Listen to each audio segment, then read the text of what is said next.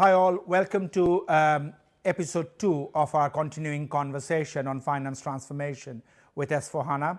The topic we are going to get into today is all about business cases for these S4HANA transformations.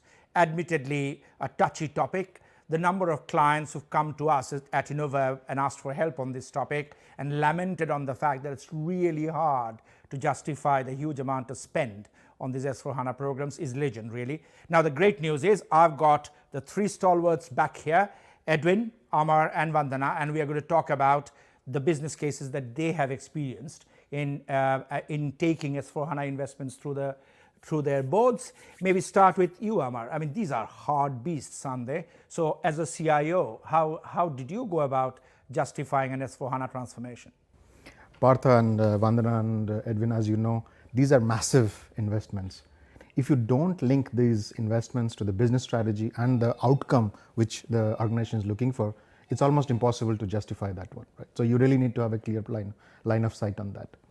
The second part is as the technology grows, we try to capture the core and digital part, right? So which means the digital core we talk about, which means that's the foundation. But the value actually is in the surrounding SaaS solutions, in the benefits are there, the capabilities are there. So when you look at only for the core, then you won't get the foundational benefits. It's the enabling of all those surrounding processes and benefits is what you should look for. But just a small tip from my experience is that you got to look at it in a different way. You know, you have to relook at it from an end-to-end process point of view, cross-functionally. That's the key part of it, and make data the core of the case of change.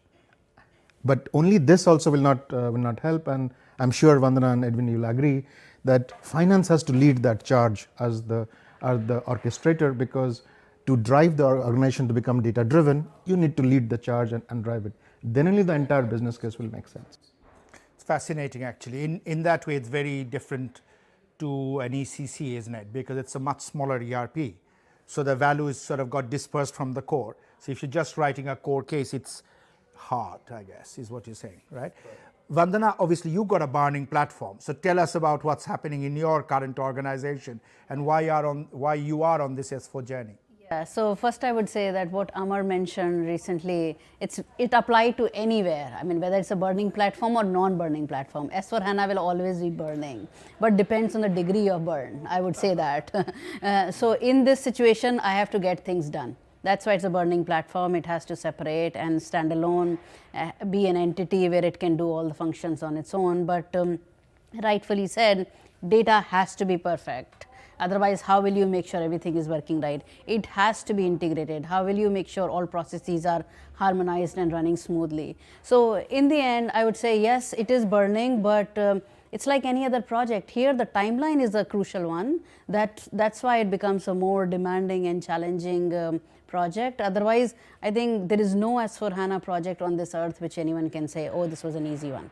No one will say that. And in your context, Vandana, obviously you are there's a fixed deadline and you're getting it done. And as you said, the business can't transact if you're not ready by that date. Do you have a plan B? What happens if you are late by a month or two? Or you know, how are you processing sort of plan Bs and Cs? I'm sure you are, but... There are many plans if plan A does not work, and hoping that will work. But then either you think about the extensions, or you think about clones, or you think about spearheading with more people, bright-minded, who can understand that. So there are many options, but you have to evaluate when the option is right and when you should do it. So there is no perfect solution in any situation, but here the urgency of the matter is right there, right now. So you have to drive it forward. And that's very valuable because especially in consumer products, the number of sort of divestitures and mergers that are going on is legion, right? You know, categories are being separated out or bought and integrated. So the learnings that you've gathered in sort of managing those sort of, call it, things with a fixed timeline, where everything is on the boil, not just tech, right, is indeed very helpful. Edwin, obviously you and I have been involved in some of the biggest S4HANA transformations in Europe. I know you've steered quite a few through the board, and obviously in your role as senior finance leader running GBSs, very often you are also in charge of realizing the benefits after the technology implementation. tell us about how you approach this. Really brilliant question. I always call it the $1 million question, because I think at the end the investments in S4 are really huge. You know, we see investments of more than 1 billion in the market, and it's simply not possible to look on a traditional way to the investment in terms of what will be the cost and what will be the benefit and what will be the payback. If you look to those criteria, I don't think you will come directly to a healthy business case. What I really recommend and also always do myself is to really take good time upfront to really be clear on what is now the rationale of doing it, what benefits is this initiative driving, and get it clear upfront. Then the second part, and Partha, you and I also see quite some differences in the market on that, is organizations also need to be very clear on the narrative. You know, huge investment, processes would take quite a lot of time. You will get questions. What are the costs? What are the direct benefits? You need to be clear on how to explain that to the business.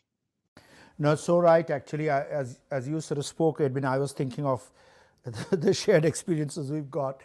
It's quite interesting. I think the number one issue was the ability to connect business strategy back to the investment.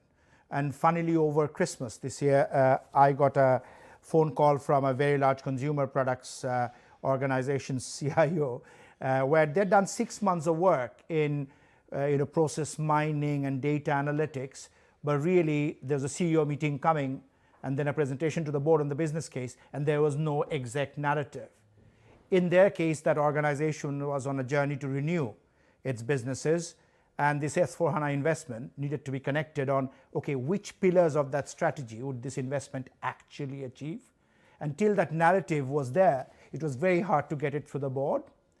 And therefore, that narrative is extremely important. Another very interesting example, as Amar, you know, is a situation where a big life sciences organization wants to do a brownfield update, because for them, S4HANA is all about keeping the factories going.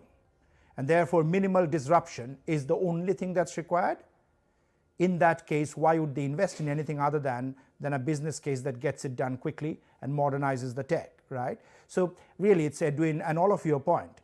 You need to know what you're doing it for, and that then frames the narrative back, right? And it's that right to left linkages that is vital. Excellent, all of you. Vandana, you wanted to add something? Rightly said, and I think all of us are saying the same thing, that we have to be mindful what journey we are starting with. If you don't have time, in some situations I don't have time, but it has to be very clear how far can you run with that timeline. And in that context, Vandana, I mean, yours is a case in point. I guess you've got a target model in mind, the ideal, the nirvana where you want to get to in terms of functionality or operating model or architecture. But because of the timeline, you want to get something done first. So how, you sort of keep that in mind and then you break it down into chunks, or how have you gone about doing that? Goal is clear, eye on the prize is clear, but how would you achieve it? You have to divide and conquer. If you think that you will not achieve it in the timeline you are thinking of, then break it down, go backwards a bit and then start, and then think what you can achieve in that limited time. But you have to reach that goalpost regardless. Very interesting. Amar, you were about to, modularity is a key element now, I guess. Absolutely. Actually, part of the one thing while you were speaking, I was realizing is, you know, because the business case is such a massive investment, and you have to go to the board, and the first question the board will ask is, so what's in it for the company? Like, how much do we get more revenues? Do we get more efficiency? Do we get more effectiveness? Because that's the piece which is most difficult to answer. Hence, the concept of modularity is actually telling you that if I deliver value in chunks, then at least I give the confidence to the board that, okay, the first X million is giving me this value, then the next Y million will give me that value.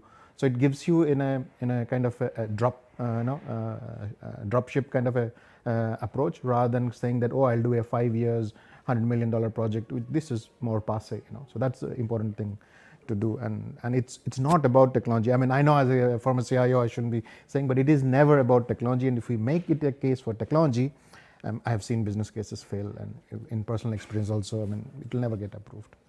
Brilliant. That's very, very insightful. So many important things. came out in that conversation. I know this is a challenge many of us face, and there's no one size fits all here, but the nuggets that all three of you talked about, I think, go on to forming a narrative that would be really helpful in convincing boards. Look, there's the SAP narrative out there, you have to do it because we are shutting down the old. But frankly, that is an act of last resort. You need to do it for business reasons, and all three have demonstrated some amazing business reasons that they have been part of in such transformations. That is pretty much our episode 2. Look forward to you joining us on episode 3, where we will talk about modularity, but in the context of this very passionate debate in the industry about to do CFIN or not to do CFIN. Tune in for the next episode.